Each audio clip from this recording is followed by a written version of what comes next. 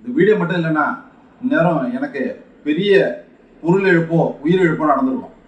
வர்த்தமான் கம்பெனியினுடைய நிர்வாக இயக்குனர், அதனுடைய ஃபவுண்டர், அவரையே 7 கோடி ரூபாய் ஏமாத்தி இருக்கிறாங்க சைபர் குற்றவாளிகள். இந்த மாதிரி நீங்கள் ஒரு சர்வதேச மோசடி பண்ணிட்டு இருக்கிறீங்க, உங்களை சிபிஐ விசாரிக்க வர்றாங்க, நீங்கள் இதை உடனே வீடெல்லாம் கதவெல்லாம் பூட்டிடுங்க, அடுத்த 4 மணி நேரம் யாருக்கிட்ட நீங்கள் பேசாதீங்க அப்படின்னு ஆன்லைன் அரெஸ்ட், டிஜிட்டல் அரெஸ்ட் அப்படின்னு சொல்கிறாங்க. Digital arrest. இந்த வணக்கம், தமிழ்நாடு டிஜிபி சாரோட வீடியோ கேட்டிருப்பீங்க.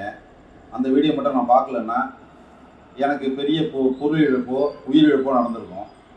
15/10/2024 அன்னைக்கு என்னோடய ஒய்ஃபு நம்பருக்கு 3:30 மணிக்கு ஒரு கால் வந்தது. அவங்க அழுதுகிட்டே வந்து என்கிட்ட வந்து கொடுக்குறாங்க. நான் அந்த நபர்கிட்ட என்னான்னு கேட்குறேன். அவர் ஆங்கிலத்தில் டிஜிபி ஆஃப் பாண்டிச்சேரி அப்படிங்கிறார். என்ன சொல்கிறாரு? டிஜிபி ஆஃப் பாண்டிச்சேரிங்கிறார். என்னோடய மகள் வந்து பாண்டிச்சேரி ஹாஸ்டலில் தங்கி படிக்கிறாங்க.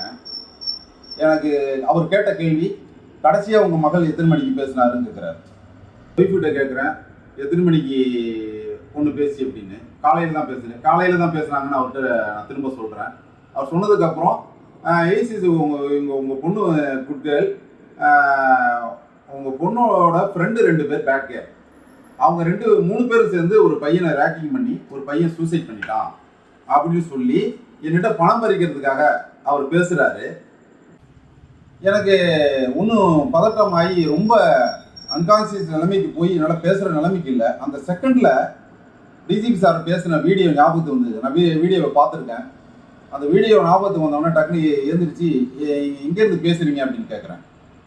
நான் டிஜிபி பாண்டிச்சேரிங்கிறார்.